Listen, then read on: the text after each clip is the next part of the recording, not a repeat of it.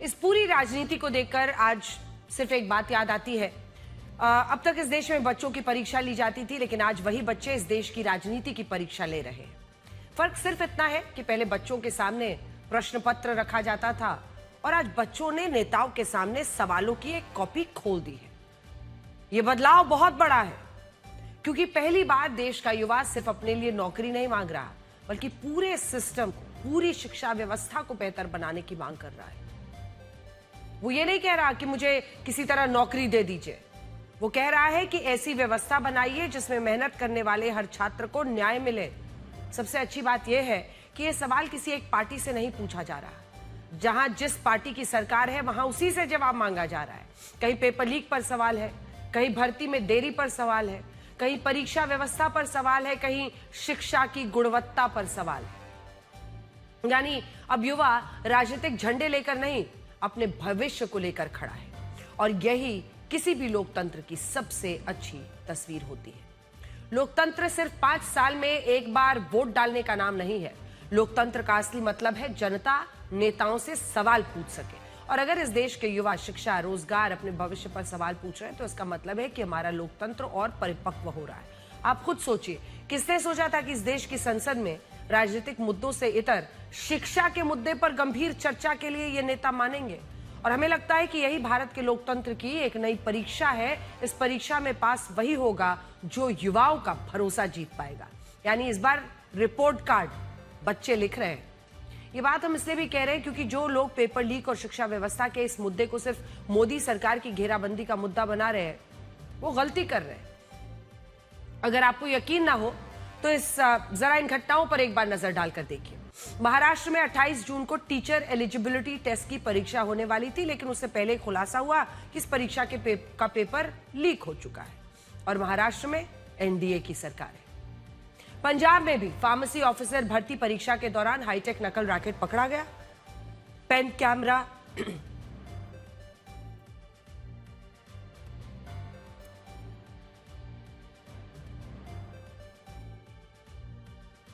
Wireless earpiece, modified mobile phones जैसे उपकरणों के जरिए परीक्षा में धांधली कराने की कोशिश की गई। 31 लोगों को गिरफ्तार किया गया है और पंजाब में आम आदमी पार्टी की सरकार है। उत्तराखंड टेक्निकल यूनिवर्सिटी को जो मौजूदा सेमेस्टर है उसकी 2 परीक्षाएं रद्द करनी पड़ी। क्यों? क्योंकि आरोप यह लगा कि इन परीक्षाओं का पेपर पहले ही लीक हो गया था। और उत्तराखंड में बीजेपी की सरकार है। कर्नाटक में भी पशु चिकित्सा अधिकारियों की भर्ती को लेकर गड़बड़ी के आरोप लगे, जिसके कारण परीक्षा के पास हुए उम्मीदवारों की सूची रोकनी पड़ गई। पूरे मामले में एफआईआर दर्ज हुई है। कर्नाटक में कांग्रेस की सरकार है। झारखंड में तो कमाल ही हो गया है। झारखंड पब्लिक सर्विस कमीशन भर्ती घोटाले की जांच लगातार तेज हो रही है। सीआईडी ने पूर्व अध्यक्ष तक को पूछताछ के लिए बुलाया है और भर्ती प्रक्रिया में गड़बड़ी की जांच जारी है। इससे पहले भी हमने आपको बताया था, झारखंड में एग्जाम में सोचिए, बच्चों का एग्जाम देने के 1 घंटे 2 घंटे पहले उनको मेल आ रहा था कि उनका सेंटर कहां पर है, और वो सेंटर जहां पर वो मौजूद थे वहां से 1-1, 2-2, 3-3 घंटे की दूरी पर। इसीलिए हम कह रहे हैं, समस्या किसी एक राज्य की नहीं है, समस्या किसी एक सरकार की नहीं है, समस्या उस व्यवस्था की है जिस पर करोड़ों युवाओं का भविष्य टिका हुआ है। और जो लोग राजनीति में उसको उलझाकर कहते हैं कि यहां की बात मत करो, वहां की बात मत करो, वहीं की बात करो, वो सिर्फ भटकाना चाहते हैं। इन राज्यों में सरकार अलग अलग है, लेकिन सवाल एक ही है कि क्या पेपर लीक को राजनीतिक पार्टियां सिर्फ मोदी सरकार के खिलाफ एक मुद्दा मानेंगी, या वो अपने राज्यों में भी पेपर लीक के खिलाफ कदम उठाएंगी। और इसमें बीजेपी के राज्य भी शामिल हैं। कई लोगों ने इन राज्यों में भी पेपर लीक और परीक्षाओं में धांधली को लेकर शिक्षा मंत्रियों के इस्तीफे का मुद्दा उठाया। लेकिन क्या आप जानते हैं इन राज्यों में शिक्षा मंत्री कौन है और कितने राज्यों के शिक्षा मंत्री दागी हैं? तो हमने सोचा कि इन माननीयों के बारे में जरा सा आपको बताया जाए। वो माननीय जो शिक्षा मंत्रालय संभाल रहे हैं। सबसे पहले बात झारखंड की करते हैं। झारखंड को साल 2001 में एक अलग राज्य बनाया गया था और तभी से वहां पेपर लीक के मामले हर साल आते रहे। आपको जानकर हैरानी होगी कि झारखंड पब्लिक सर्विस कमीशन को पिछले 21 सालों में अलग अलग भर्तियों के लिए 21 परीक्षाएं करानी थी, जिनमें वो 13 परीक्षाएं ही करा सका, और इनमें भी सभी परीक्षाएं अलग अलग विवादों और गड़बड़ियों से घिरी है। इनमें भी एक परीक्षा तो ऐसी है जिसके लिए साल 2015 में भर्ती निकाली गई थी, लेकिन आज तक ये परीक्षा नहीं हो पाई है। साल 2024 में जब ये परीक्षा हुई तब शाम को ही ये खबर आ गई कि इसका पेपर लीक हो चुका है, जबकि दूसरी बार जब ये परीक्षा कराई गई और इसके लिए सरकार ने इंटरनेट सेवा को भी बंद कर दिया, तब भी पेपर लीक हो गया और आज ये मामला हाईकोर्ट में लंबित है। ये स्थिति भी तब है जब हेमंत सोरेन 2019 से लगातार झारखंड के मुख्यमंत्री हैं और झारखंड के शिक्षा मंत्री भी वही हैं। इससे बड़ा सवाल यह बनता है कि क्या हेमंत सोरेन के शिक्षा मंत्री रहते जो पेपर लीक हुए उनके लिए उनका इस्तीफा मांगा जाएगा? ये बात हम इसलिए भी कह रहे हैं क्योंकि झारखंड में पेपर लीक की कहानियां हजारों युवाओं का दिल तोड़ने वाली कहानियां हैं।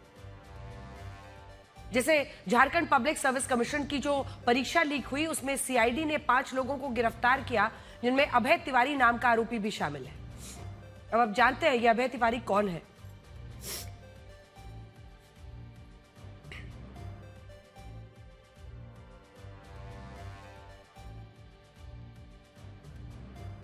इसने झारखंड लोक सेवा आयोग में 5 बार सरकारी नौकरी की परीक्षा पास की है। उसका भाई, उसकी पत्नी भी झारखंड सरकार में नौकरी कर रहे हैं। इसके अलावा यह आरोपी पहले उस कंपनी में प्रबंधक का काम संभालता था जिसे झारखंड में परीक्षा कराने का ठेका मिला हुआ था, और इस कंपनी ने जो परीक्षाएं कराई वही बाद में लीक हुई। बहुत लंबी लिस्ट है। मैं आपको बड़ी स्क्रीन पर अब ये दिखाना चाहती हूं कि इस देश में शिक्षा व्यवस्था पर इतनी बहस तो हो रही है, लेकिन कई राज्यों के शिक्षा मंत्री ऐसे हैं जो दागी हैं और उन जिनके खिलाफ सोचिए आपराधिक मामले दर्ज है। तो हमने सोचा कि हर जगह का, देखिए कांग्रेस की भी सरकार है, बीजेपी की भी सरकार है, झारखंड मुक्ति मोर्चा की भी सरकार है, टीडीपी की भी सरकार है, लेकिन आप देखिए कि कितने कितने मामले हैं। तो सबसे पहले उसी से शुरू करते हैं जो इस रेस में सबसे आगे चल रहे हैं, तो वो है ये देखिए तेलंगाना। शिक्षा मंत्री हैं ए रेवंत रेड्डी। इन पर कितने मामले चल रहे हैं जरा ये वाले कलर से दिखाते हैं तो साफ दिखेगा। 89। ठीक है, अब दूसरे नंबर पर आइए तो आपराधिक मामले डीके शिव कुमार के खिलाफ है 19, और वो फिलहाल डीके शिव कुमार है शिक्षा मंत्री। अब आ जाइए आप 17 के साथ टीडीपी की सरकार, सहयोगी है बीजेपी की। 17 मामले हैं नारा लोकेश पर, वो शिक्षा मंत्री है। फिर आइए राजस्थान, शिक्षा मंत्री है मदन दिलावर। 14 आपराधिक मामले, 14। उसके बाद आ जाइए, मुझे लगता है कि सबसे ज्यादा यहीं पर है शिक्षा मंत्री हेमंत सोरेन, 5 आपराधिक मामले उन पर है। फिर आ जाइए उत्तर प्रदेश, जहां पर योगेंद्र उपाध्याय है उच्च शिक्षा मंत्री। ये आपको योगेंद्र उपाध्याय का चेहरा देखिए। 4 आपराधिक मामले हैं इनके खिलाफ। उसके बाद से आ जाइए आपराधिक मामले 3 वाले केरलम में एन शमशुद्दीन है शिक्षा मंत्री, और 1 आपराधिक मामले वाले बीजेपी की सरकार मध्य प्रदेश में उदय प्रताप सिंह ये है। तो ये सारे जो शिक्षा मंत्री हैं उनके चेहरे आप देख लीजिए, और इसी के साथ साथ उनके बगल में बने जो आपराधिक मामले हैं वो देख लीजिए, और फिर आप ये तय कीजिए कि क्या ऐसे बेदाग नहीं मिलते जिनके खिलाफ कोई आपराधिक मामला ना हो और वो इस देश के शिक्षा मंत्री बन सके। आज बड़ा सवाल यही है और इसीलिए सबसे बड़ी समस्या भी यही दिखाई दे रही है। अब सोचिए, आज हम शिक्षा व्यवस्था को दागी होने से बचाने की बात कर रहे हैं और इसी दौरान कई राज्यों में शिक्षा मंत्री बने नेता खुद दागी हैं। ये कैसे चल सकता है? आप लोगों ने इससे पहले की कई परीक्षाओं को आप लोगों ने देखा है, कितनी सफलतापूर्वक परीक्षाएं हुई।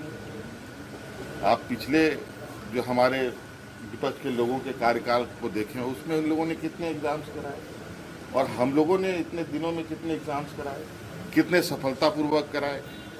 क्योंकि ये सिस्टम में बहुत बड़ा ये है, मतलब कुछ एक्टिविटीज़ हैं जहाँ एक एक समय पर ही पकड़ में आते हैं। छुपे छुपे लोग हैं, बरसों से जगह जगह पर बैठ करके गलत गतिविधियों में संलिप्त है। पंजाब में नो कैश नो फरमाइश, ओनली ऑन मेरिट पे काम होता है। पंजाब में पेपर लीक नहीं। लेकिन सर बच्चों ने प्रदर्शन किया पंजाब में, उसका कोई असर नहीं, बच्चे भी कई लिखा है कई जगह में पंजाब में बच्चों ने भी वो किया है, प्रोटेस्ट किया है बाकायदा कि वहाँ भी एजुकेशन मिनिस्टर इस्तीफा दे, वहाँ पर जवाब दे। पंजाब आज पहली बात तो जो है एजुकेशन मिनिस्टर का वो डिपार्टमेंट, वो तो फार्मेसी है, वो तो मेडिकल, वो हेल्थ मिनिस्टर का डिपार्टमेंट है। तो क्या हेल्थ तो मिनिस्टर पता क्या देंगे सर? नहीं, हमारे हेल्थ मिनिस्टर ने ही ये क्लियर किया है, there was no cheat, no paper leaking, only cheating चल रही थी जो कि रोक दी गई, वही एग्जाम हुआ है सक्सेसफुली। आम्ही तर टीईटीच्या परीक्षेमध्ये घोटाळा होतो लक्षात आल्याबरोबर परीक्षा व्हायच्या आधी घोटाळेबाजांना पकडलं आणि त्या ठिकाणी त्यांच्यावर कारवाई देखील केली। त्यामुळे आपलं ठेवायचं झाकून आणि दुसऱ्याचं पाहायचं वाकून हे बंद करा।